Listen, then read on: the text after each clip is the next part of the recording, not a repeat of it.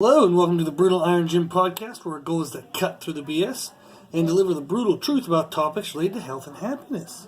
So today's topic was actually requested by a trainer who listens to the podcast, and the question was in regards to what was my number one focus with clients. So you can see by the title, Personal Trainer Education, the Importance of Strength. So strength was my number one answer. And we're going to go through in the podcast why that is, and then what methods I use to get my clients stronger, since I do think it is so important. So some things that people might think of first before they think of strength is safety and kind of like a movement quality. So of course when we train somebody, we want to be safe in the manner in which we train. So this podcast, it is directed towards personal trainers, but of course anybody listening to this, it would be helpful for you to maybe know what a personal trainer would look at first, because that's probably what you need to look at first. So I'm going to be talking in regards to personal trainers, but this does apply to everyone, and it can be applicable to everybody. Or at least that's the hope. So safety, whether you're a trainer or just lifting on your own, of course we want to be safe. We don't want to get hurt. So that's key to longevity, and most people getting into training, they're going to be getting into training for kind of health, lifelong reasons. So, of course, a lot of the listeners of this are competitive athletes, and you're going to focus on performance. But part of being the best athlete you can be is also being safe and avoiding injuries. So injuries are important for people just looking for longevity of health from their training, and even people looking for performance. And then movement quality in terms of like flexibility, mobility, all those terminologies about just having the body be able to move well, having it move correctly through all the joints. And again, that's going to be good for longevity style training, but then also again for performance based. So you can't be the best athlete you can be if you don't have a healthy joint or healthy movement through a joint. There's going to be some compensation around that, and then you're going to be losing some kind of some component of athleticism, whether that's stability, strength, explosiveness, power output, all that stuff. So unhealthy joints, unhealthy movement isn't helpful for really any goals. So, now those two are important, but the reason why they're not my number one answer is because I feel like those are kind of a given as a trainer. Like, of course you should not be training somebody to the point or doing things that would hurt them. So that's kind of common sense. And of course we should be doing things that help improve movement quality. And we're going to talk about the fact that strength actually does that. So those were two things that I felt like when the trainer reached out and said, what's my number one focus? If I'd have said, safety, they'd have been like, yeah. So what's your real number one? In the sense of like they already knew that. So that's kind of, again, commonsensical. If you're a personal trainer, hopefully. That's definitely not always the case, but it should be. So, why do I think strength is so important? For many reasons. Number one, strength does lead to safety. So you will be safer in your training and in regular life and in sports if you're strong. So the stronger our muscles are, the better they can protect our joints and protect like body organs and all the other good stuff we have going around. So you think about if we have, 10 muscles, say, connecting around a joint, the stronger those muscles are, the more protected that joint is going to be. Whereas if the muscles are weak, then a lot of the pressure of any kind of movement goes into the joint rather than being absorbed by the muscle. So having stronger muscles protects your joints, and that's what can keep you safe. And then also, being stronger in your muscles improves your movement quality. So, and the reason why is because, number one, you're stronger around your joints, you can move your joints better. And then also, within the range of motion that you have healthy, the stronger you are in that range, it opens you up to newer ranges on the outskirts of that. So let's just make up a statement that's saying that a joint, there's 10 possible units of movement. But due to our current limitations of strength and kind of movement quality and stuff, we only have access to, say, the middle 5. Well, if you have 10 available, but you can only use 5, and your strength levels increase, if you can get the person stronger within that 5, it then actually opens them up to the increments right around them. So let's say they can move, again, this is getting kind of a weird analogy, but say there's 10 units of movement, and they can move from 3 to 7. The stronger you get them 3 to 7, it opens up units 2 and 8. So they can kind of push into those ranges, experience some difficulty or some challenge in the movement, and then pull back into the range that they feel safe in. Well, the more you keep strengthening the safe range, the greater ability you have to push out into those outskirts. So that's a really big reason why strength is important, because it aids in overall safety and it aids in movement quality. So it's already going to kind of address those two really important factors. So then recently I was talking to a trainer, and they were talking about the idea of two common current conversations that I've had. One was a trainer was talking about, they were trying to get the person to lose weight, and they were trying to do more exercises, putting them in supersets or circuits, and they were trying to just get them to do more activity during the training session, knowing that would help them burn calories. But the person kind of just died out, and they couldn't do everything that the trainer really wanted. And part of the reason why was because the person's strength was so limited that once they had done 2 or 3 exercises for 2 or 3 sets, the person didn't really have anything else to give. So here this trainer is trying to help that person lose weight, but the person wasn't able to do enough activity during their session to really get the caloric kind of expenditure that the trainer needed for their goal, and that would have been due to a strength limitation. So the stronger you can get the client, the more work you can get them to do, and then also the more significant that work can be. So I was again talking to another trainer, and we were discussing about how one of their current clients is really struggling with arm and shoulder movements, in the sense of really only being able to use 3 and 5 pound dumbbells. So they were doing ladder raises for 3 pounds, bicep curls and maybe tricep kickbacks for 5 pound dumbbells. And we were talking about how the trainer asked me or talked to me about this because they asked if that was enough weight to make a difference. And unfortunately the answer is really no, in terms of muscle shaping, muscle damage or muscle building and strength development. In the sense of, if that's all the person can do, if you get them doing more of it, they will slowly, incrementally get better. But those weren't the best options. So if the person can really only do ladder raises with a 3 pound dumbbell, you're better off probably not isolating out the shoulder and actually doing more of an overhead press. And this is what we're going to talk about in the podcast too, is what do you focus on. But doing a machine-based overhead press is going to help that client push that shoulder way more into kind of muscular stress and muscular failure, by adding in the ability to use the triceps, by adding in a more compound motion, more movement, more muscles involved. And maybe they can overhead press on a machine, say 20 to 25 pounds. That's a lot more productive than a 3 pound dumbbell for lateral raises. So strength not only gets your client able to do more work, and then within that more work you can get more results, it also allows them to do more significance of work.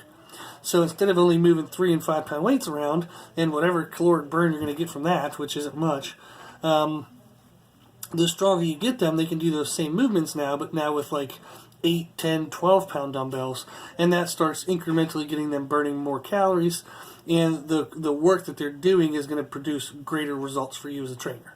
So it's going to get greater results for them, but it's also going to make you look better. So if you have somebody doing circuits with little 3 pound dumbbells, you're absolutely wasting their time and your time. That's not going to burn enough calories. It's not going to change the muscle tissue, not going to stress it enough. And it's really just kind of busy work. No one is moving forward. No one is progressing. So the client isn't going to get much better. You're not going to therefore get much excitement out of that client. You're not going to get any referrals out of that client. You're also going to become frustrated as a trainer because you're going to see that nothing's happening. So it's just kind of a downward process. So how do we fight all that? Is that we work on getting the client stronger. So Louis Simmons is the greatest powerlifting coach. So one of the greatest powerlifting coaches, strength coaches. And he talks about an analogy of a pyramid. So a pyramid will only ever be as high as it is wide. So the base of a pyramid will determine the height of the pyramid. So what this refers to as is the stronger base you can get somebody, the greater amount of work they can do. And that would be in terms of significance of weight used and in terms of the volume that they're capable of. So if you think of the base of the pyramid being their strength level, so the greater the strength level of the client, the wider the base, therefore the higher amount of work you can get them to do. So that's what strength is important for, is to build that base and give them a foundation for everything you're going to need them to do in order to reach their goals. Cool. So now what are some common methods we use for building strength? And this is going to be a little counterculture, probably.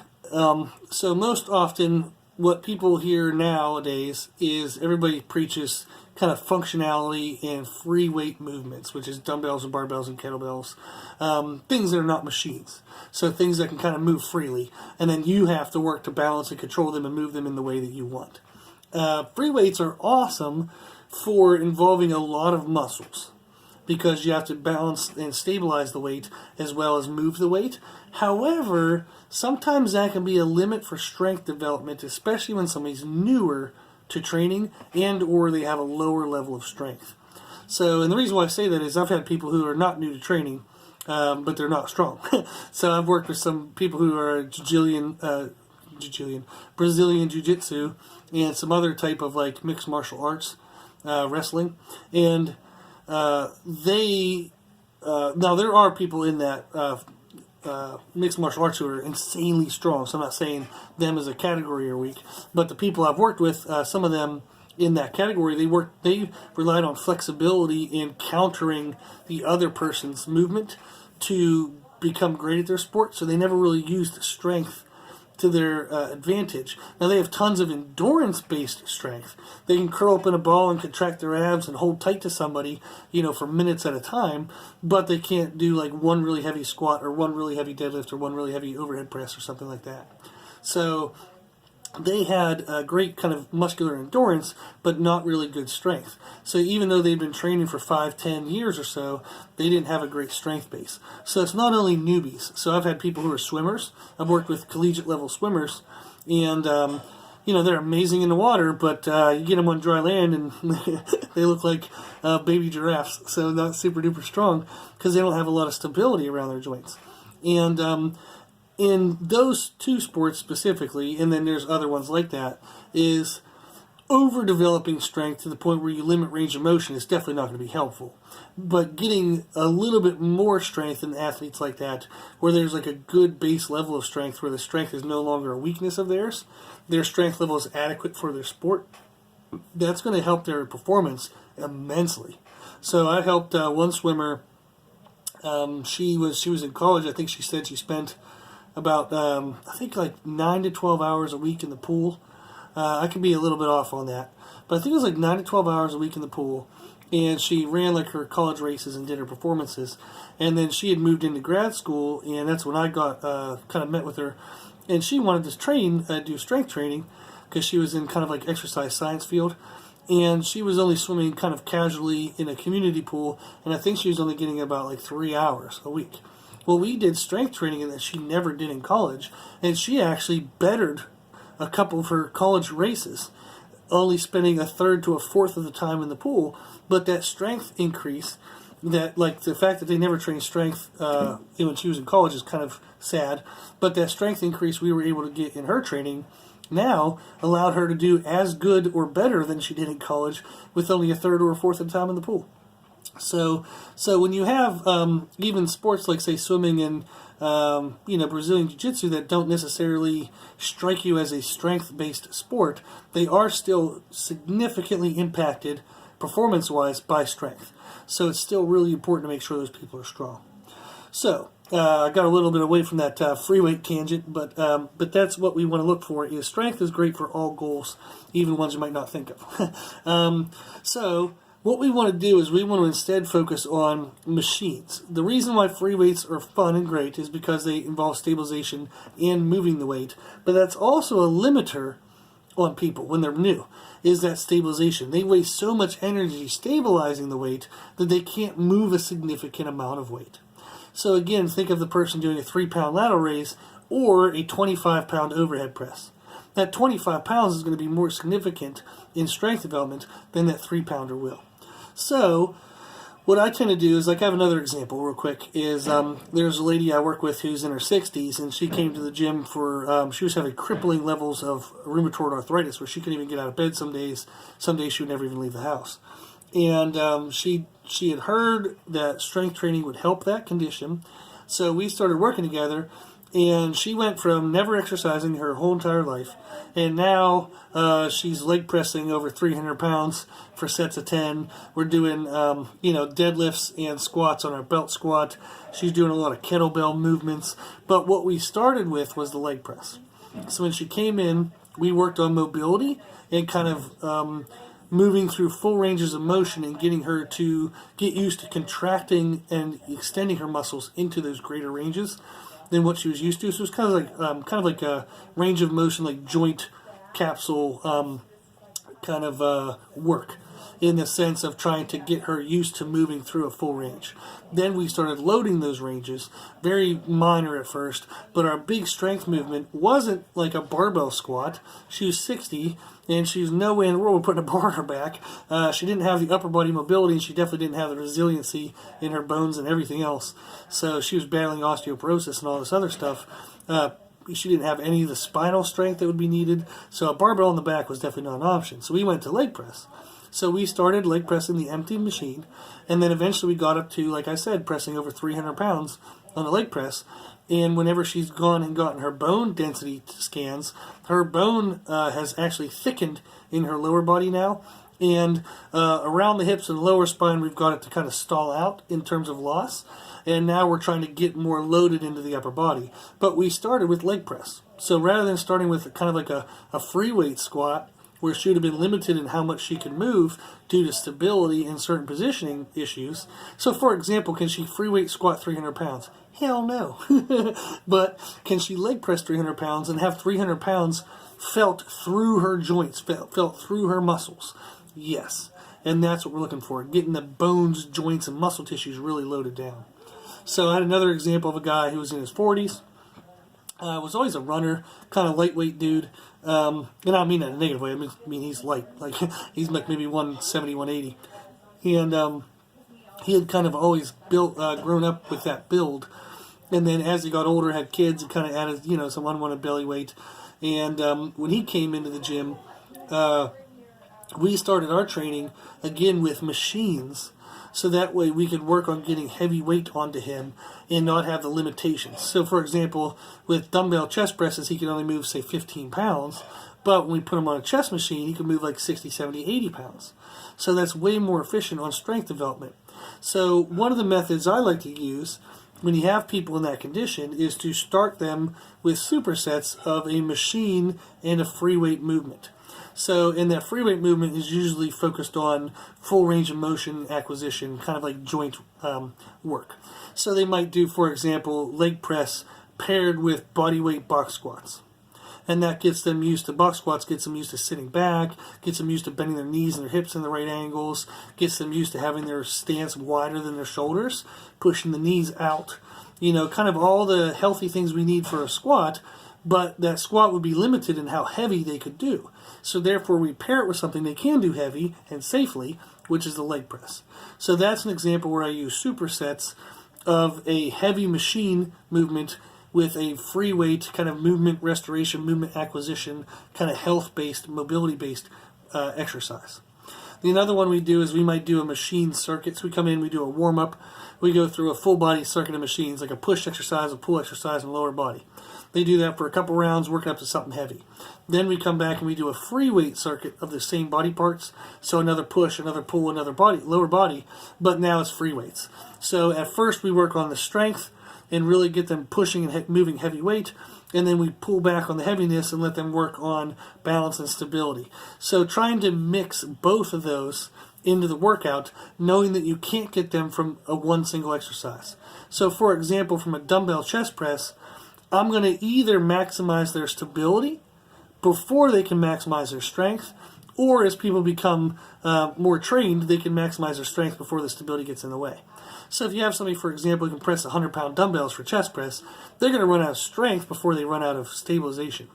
But if you have somebody who can only press 10-pound dumbbells, they're not limited by their strength. They're only limited by their stabilization. So therefore, you're never going to fully develop their strength because they're never fully using their strength. So what you can do is these kind of exercises, or this idea, this concept, is to pull apart stabilization and strength and train them individually. And that can be done by, like we said, with either a machine exercise supersetted with a balance or free weight exercise, or you can do a machine circuit followed by a free weight circuit. So those are some ideas. And then you also have some loading and mobility variances. So for example, you can take somebody through the progression of like a goblet hold, which is where you hold a weight out in front of your chest in your hands. So they can do like a goblet hold box squat. And that box gives them something to sit down onto, kind of pay attention to their hip positioning, lower back positioning, kind of get torso bracing, all that wonderful stuff. If you could teach them how to goblet hold a weight, so hold a weight to the front of their body and sit onto a box correctly, then all of a sudden maybe you can do the goblet but no box and do like a free squat. Then eventually you can get to a spinal loaded box squat. So you can use different type of barbells. So you can use a regular bar, you can use camber bar, safety squat bar. There's a whole bunch of variety of bars depending on what their limitations are. So if they have a shoulder limitation, they might not be ready for a regular straight bar on their back, but they can do a safety squat bar. Or maybe they can do a camber bar where their hands get to be lower. So that's something where you can not limit the lower body by an upper body limitation. You can still train the lower body maximally as you still work on that upper body limitation. So if they have a shoulder issue, and maybe that shoulder issue is going to take 9 months to correct, but you can get their lower body ready to squat in 3 months, well then you'd just be wasting 6 months waiting on that shoulder. Whereas if you use specialty bars, you can, like the safety squat bar, camber bar, stuff like that, you can get their lower body maximally trained when the lower body is ready, not waiting for that upper body. So that's kind of an idea, is changing the loading variance. So whether you're doing like a goblet load versus a spinal load, you can change mobility variance, so a box squat versus a free squat. So there's a lot of variety there. So for trainers out there, we do have a 3-month starting program for true beginners that'll show you how to organize your workouts like this. So where you can have these theories already plugged in. The program uses equipment from any kind of commercial gym. So dumbbells and common machines like leg extension, leg curl, leg press, stuff like that. So it's $20 for a 3-month program, and it has progressions in there and kind of everything that we would take people through at our gym. For $20, we'll send you that. It's a 12-week program, and you can use that to start with your clients if you're unsure of what to do or how to start. So that's a great program you can just start with and kind of build from. So if you're interested in that, you can email us at brutalironGym@gmail.com, and we'll work out the details. Now, the reason why I mentioned the importance of progressions, so I said that program has progressions in it, is you must repeat certain exercises enough to see improvement. So you can vary your non-strength specific movements, like your mobility or your movement acquisition type exercises. You can vary that as much as you would like or needed for the results you need out of that. But for the strength-based stuff, you have to stay with it long enough to clearly see that they're progressing in strength. That helps you to know that you're actually making progress with them, and it helps them in the sense of having a sense of accomplishment, and they're going to get excited to come in and see if they can do better. So it builds some excitement and some happiness and more connectedness for them into their training. And then also it helps with skill acquisition development of those movements. So what that means is if they only leg press once every 8 weeks, they're not going to be very good at it because they don't even know how to do it yet. So by repeating stuff often enough, it allows you to get past the kind of like newbie beginner type imbalances of just not knowing what the movement is. And then you can really start maximizing, once they learn it, you can really start maximizing their strength output. So think of the first time you ever try an exercise, you're never usually able to maximize your strength because you haven't really maximized your efficiency and technique yet. So what you want to do is you want to repeat something often enough that you can get the skill of the movement down. As they get more skilled and they understand how to do it, then they can put maximal force into it. So that's kind of helpful when you have beginners, is to make sure you don't create too much variety in your strength stuff, that you actually give them a chance to learn it so they can actually put forth maximal strength output. Cool. So, we do have a podcast number 70 talks about the importance of progressions. So you can go back and listen to that one, and it'll give you more detail of why you have to track progressions and how to do so. Give you some ideas there. So, Again, think of that pyramid. Your clients will only ever be their performance quality, how great of results you can get them in anything, will be limited by their strength base. So how great they can get a fat loss is limited by their strength. How great they can get for muscular endurance is limited by their strength. How great they can be for cardiovascular endurance is limited by their strength.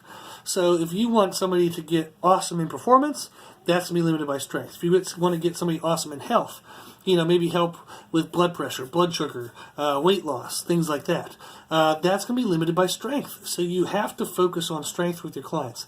That's why it's the number one thing. That's why it's most important. So you want to find safe ways to challenge your clients, and you want to work on mental strength as well as working on physical strength.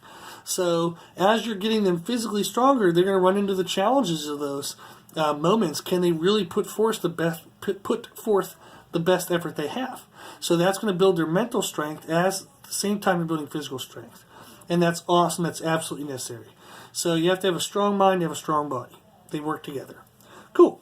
So again, if you're a trainer and you're looking, or even if you're just a regular person and you're looking for a 3-month program on how to increase strength safely as a beginner, just shoot us an email at brutalirongym@gmail.com, and for $20 we'll send you a 3-month program. Has the progressions, all the exercises, have a tutorial video connected with them, so you'll actually see me or my mom actually teaching you the movement. So it's like you're going to have a trainer right there with you. You just got to look up the link on YouTube, and super duper helpful. So hopefully you guys would like that. So hopefully this information was helpful. Okay, so if you like this information, you can find more from us on Instagram, Facebook, and Twitter, Brutal Iron Gym. And also, if you like the podcast, you can sign up to become a patron of the podcast by donating $10 or more per month. And for your donation, we'll send you exclusive monthly content, including a training program of your choice. So we have programs for training at home with no equipment or minimal equipment. We have programs for kind of bodybuilding, male and female. We have body shaping, whether you just want to look good aesthetically, but you're not necessarily wanting to build big muscles. We have powerlifting programs, kind of anything, any program you want, it's yours. And it's included in that $10 a month donation. And we also include some mindset and nutrition article information. And all that's exclusive just to you guys for being patrons. So if you'd like a sample of some of that stuff, you can shoot us an email at brutalirongym@gmail.com, and we'll let you see what it would look like. So if you want to become a patron, you can do so directly on the Podbean app. You can send us an email or do a Google search, Become a Patron, Brutal Iron Gym Podcast. And remember, if you like the podcast, please share it with your family and friends. So the more people we help, the happier the world's going to be. And if you have any questions, feedback, or suggestions, we'd love to hear from you.